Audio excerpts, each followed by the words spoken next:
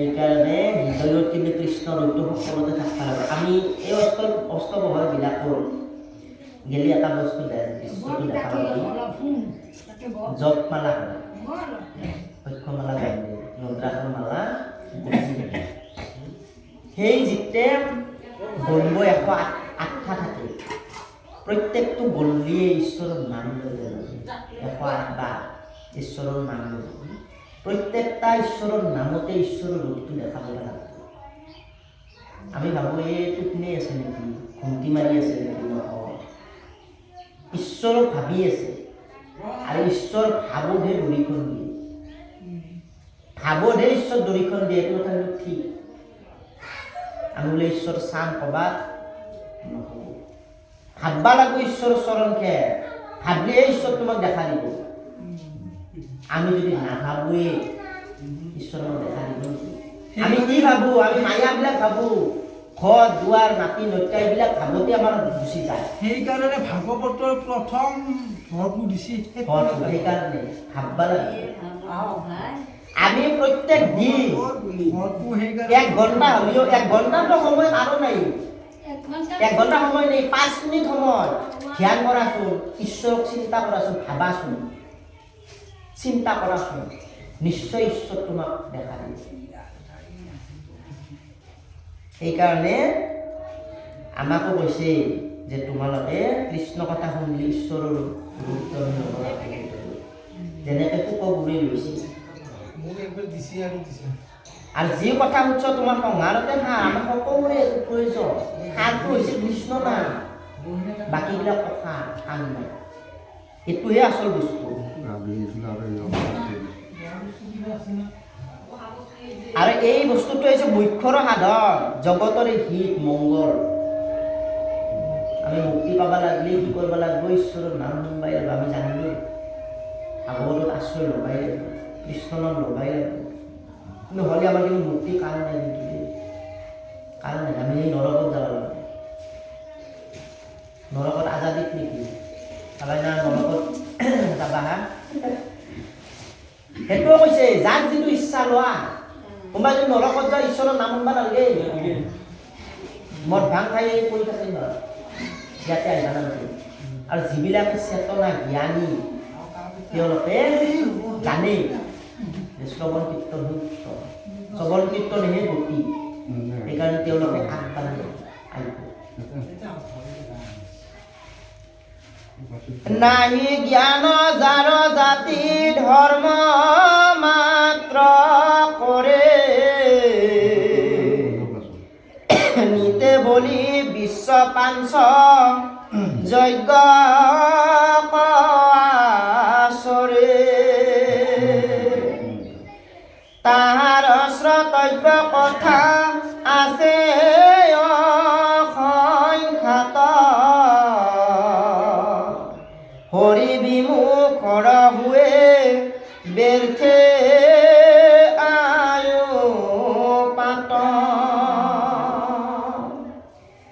নাহি জ্ঞান যাৰ জাতি ধৰ্ম মাত্ৰ কৰে, যিবিলাকৰ জ্ঞান নাই তেওঁলোকেহে সেইবিলাকত থাকে। মই অলপ আগতে কৈছোঁ, শাস্ত্ৰই জ্ঞানী আৰু অজ্ঞানী বুলি কৈছে। জ্ঞানী কাক বুলি কৈছে আৰু অজ্ঞানী কাক বুলি কৈছে? যিয়ে কৃষ্ণমুখী নহয়, যিয়ে কৃষ্ণক চিনি নাপায়, কৃষ্ণক ভক্তি নকৰে, সেইসকল ব্যক্তিক অজ্ঞানী বুলি কৈছে। আৰু যিসকলে ঈশ্বৰক চিনি পায়, ঈশ্বৰক ভজনা কৰে, শ্ৰৱণ কীৰ্তন কৰিব, ভাগৱত কথা শুনিব, সেইবিলাক জ্ঞানী কলিযুগৰ ব্যক্তি। এতিয়া আমি জ্ঞানী না অজ্ঞানী আমাক চাই ল'ব দিছে। এতিয়া আমি শুনি পালোঁ যে আমি জানো, জানাটোৱে জ্ঞানী। যে আমি এইটো কৰ্ম কৰিলেহে ভাল মংগল, এই মংগল কৰ্মটো কৰিব লাগে, এই হৈছে মংগল কৰ্ম। আৰু নাহি নিতে বলি বিশ্ব পাঞ্চ যজ্ঞ আচৰে। যজ্ঞ মানে হৈছে মংগলময়। আমি মংগল কৰ্মবিলাক যিবিলাক কৰোঁ, 5টা আছে। পঞ্চযজ্ঞ, যজ্ঞ হৈছে মংগলময় কৰ্ম। এই 5 যজ্ঞ কৰলেও কাম নহ'ব, হৰি যজ্ঞ, ভূত যজ্ঞ, দেৱ যজ্ঞ, এইবিলাক এইবিলাক বস্তা যজ্ঞ। এইবিলাক কৰিব লাগে। সেই যজ্ঞ কৰিলেও কাম নহ'ব যদিহে ঈশ্বৰক নভজে, ঈশ্বৰক কৃষ্ণ চৰণত শৰণ নলয়, সেইবিলাকে দিনে ৰাতি আহুতি দি থাকে, কামত নহ'ব। যিমান কৰক ফল নাই, হৰি বিমুখৰ হৈ ব্যৰ্থে আয়ুস পায়। সেইসকলৰ এই আমি প্ৰথম অধ্যায়ত পাইছোঁ না, 28 সহস্ৰ ঋষিয়ে লাষ্টত ফল লৈছিল না, তেওঁলোক কি হৈছিল? বিফল হৈছিল। সেই কৰ্মবিধে এইটো কথাই কৈছে যে তেওঁলোকে আচল বস্তুটো হাত দিয়া নাই, আচল বস্তু আহাই নাই, নাহাৰ কাৰণে তেওঁলোকৰ আয়ুসবিলাক ব্যৰ্থেই যায়। হৰিচৰণত শৰণ ল'লেও মানৱীজনক সফল কৰিব। এই হৰিচৰণত শৰণ ল'ব লাগিব, নহ'লে আমাৰ আয়ুসবিলাক ব্যৰ্থে যাই আছে। গেলে আলে যালে খাওঁতে উঠোতে বনতে দিনটো গেল, আজি গেল মানে গেল আৰু ঘূৰি নাহে আজিৰ দিনটো, যিমান ধাপৰি মৰিলেও। সেইকাৰণে কৈছে কৃষ্ণমুখী হোৱা, কৃষ্ণ চৰণত শৰণ ল, তেতিয়াহে সফল হ'ব মনুষ্য জন্ম, নহ'লে বা এই নৰকত যাব লাগিব। আৰু নৰকত গ'লে কি হ'ব? তাতে মাছ খাইছা নহ'লে, তেলত ডুবে ডুবে মাছ ভাজা খাইছা। ইয়াক চিত্ৰগুপ্ত চাচোন কি কৈছ, মহাৰাজে মাছ খাইছিল, ভাজা মাছ ধৰি তেলত ডুবে ডুবে ফট কৰি, তাকো ভাজি ভাজ মাছ ভাজা দিব আমাক। বোলে মাছ পুৰি খাইছে, তাকো এই পুৰ আছে কপিল প্ৰভু আখ্যানত। কিয় এইবিলাক শাস্তি হয়?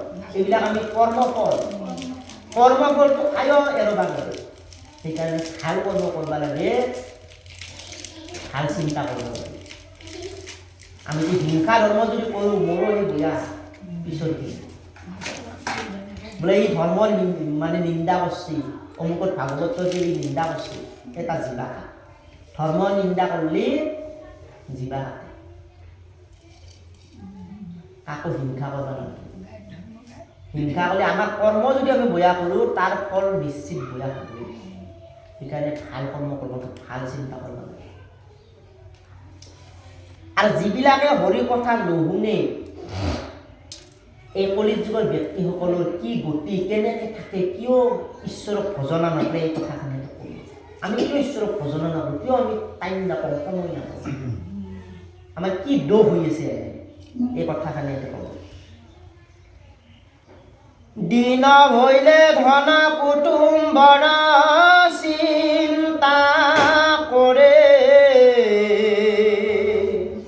নিদ্ৰা স্ত্ৰী আলাপেৰা ত্ৰিৰ আয়ু হৰে, মিছা বিষয়ক মাত্ৰ কৰয় অভিলাষ, যিহেতু নেদেখে লৰে আপোনাৰ নাশ। এই দুখ দিন যাই আছে মানে আমাৰ কিহৰ চিন্তাত হয়? এই জেঠাই কৰ দাবী, মোৰ টাইম নাই দে, মোৰে মানে খেতি বাতি মানে সেই হৈ আছে, অলপ আলোচনা কৰিব লাগে, সাঁচ শিকাব লাগে, নহয় যে টাইম। তাৰমানে কি? আমাৰ ধনত চিন্তা, তাৰমানে অলপ পাম খেতি খেল বুলি, তাৰমানে আমাৰ কলিৰ প্ৰভাৱটো অলপ বেছিকৈ পৰি আছে। মায়া আমাৰ দিন যাই আছে মানে ধন সম্পত্তিৰ আশা, আশা আৰু চিন্তা বুলি ধন কুটুম্ব আমাৰ ল'ৰা ছোৱালী পুহিব লাগিব, ভৱিষ্যত চিন্তা আহে। ৰাতিটো আহিলাক মানে ছোৱালীটো বিয়া দিবা হৈছে, টকা পইচাও নাই, সত্য কথা, সকলোৰে এইটো চিন্তা আহে। অলপ জমাব পাৰিলে পইচা টকা নাইও, কি কৰোঁ? ধন কুটুম্বৰ ধন সম্পত্তিৰ চিন্তা, আৰু ৰাতি হ'লে নিদ্ৰা স্ত্ৰী আলাপে ৰাত্ৰিৰ হৰে আয়ু।